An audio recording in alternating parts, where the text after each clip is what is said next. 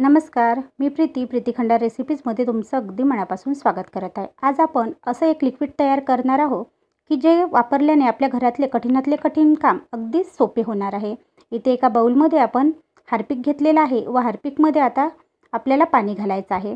पाणी घातल्यानंतर आता याच्यामध्ये आपल्याला 1 चम्मच खायचा सोडा घालायचा आहे।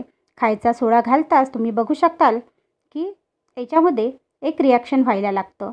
याच्यामध्ये रिॲक्शन म्हणजे असं की याच्यामध्ये एक फेसाळपणा यायला लागतो व त्याचा जो फेस आहे तो असा बराचसा वर येतो। म्हणून आपल्याला इथे मोठं भांडं घ्यायचं आहे।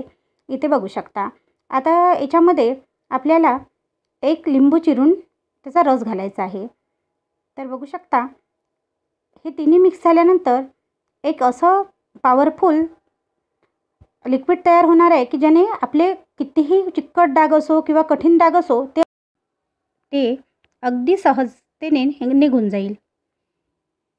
तर इथे बघा इथे आपलं हे लिक्विड तयार आहे। आता याला मिक्स करून घेऊया व एका बॉटलमध्ये भरून घेऊया। तर आता मी काय करते की एक स्प्रे बॉटल आहे त्या स्प्रे बॉटलमध्येच भरते की याचा डायरेक्ट आपण जिथे डाग असेल तिथे आपण याचा स्प्रे करू शकू। तर इथे बघू शकता याप्रमाणे या बॉटलमध्ये आपण भरून घेऊ।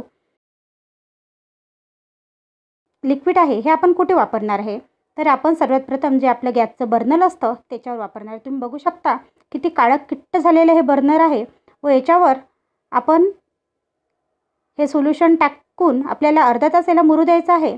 आणि मुरल्यानंतर तुम्ही बघू शकता बराचसा याचा मळ हा निघून गेलेला आहे। आता याला आपण घासून पाहूया। तर घासताना तुम्हाला दिसतच आहे की जो ओरिजिनल याचा रंग आहे तो आपल्याला दिसायला लागलेला आहे।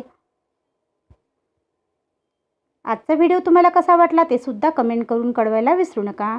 मी या चॅनलवरती नवनवीन असे व्हिडिओ घेऊन येत असते। ते जर तुम्ही पाहत असाल तुम्हाला माझे व्हिडिओ आवडत असेल तरी देखील जर तुम्ही माझ्या चॅनलला सबस्क्राईब केलं नसेल तर प्लीज सबस्क्राईब करायला विसरू नका। अशाच नवनवीन रेसिपीबरोबरच ट्रिक्ससुद्धा मी घेऊन येत असते। आणि तुम्ही बघू शकता आपलं हे गॅसचं बर्नल एकदम असं नव्यासारखं झालेलं आहे आणि याचं पाणीसुद्धा पाहू शकता असं काळं काळं असं निघालेलं आहे। तुम्ही ही टिप्स नक्की ट्राय करा। आता दुसरी वस्तू आपण इथे साफ करणार आहे ती म्हणजे आपल्या प्लास्टिकचा आपल्या घरचा जो मग्गा असतो तो बघा खूप दिवस झाले मी घासला नव्हता म्हणून असा काळा झालेला होता। आता तुमच्यासमोरच मी याला घासून दाखवणार आहे। तर बघू शकता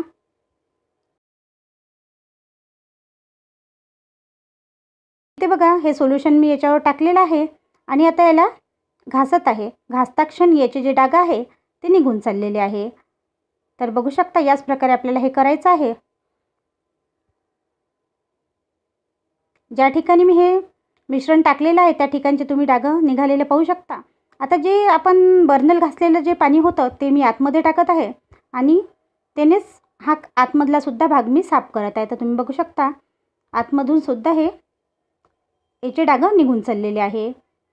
तुम्ही प्लास्टिकची जर बकेट खराब झालेली असेल तर तिथं सुद्धा याचा यूज करू शकता किंवा जर तुमच्या फरशीवर डाग असेल तर त्या ठिकाणी सुद्धा या लिक्विडचा तुम्ही यूज करू शकता। आणि बघू शकता आपला जो मग्गा आहे तो पूर्ण असा निघालेला आहे। तुम्हाला मी आतमधून सुद्धा दाखवते।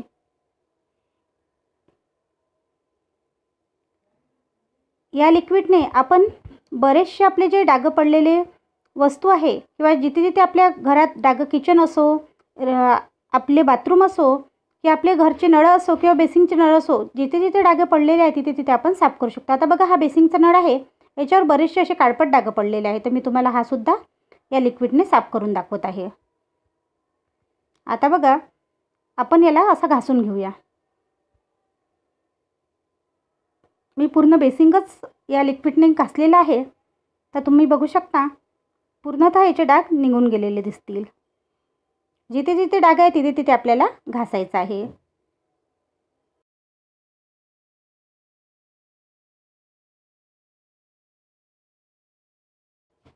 आता याला आपण पाण्याने साफ करून घेऊया।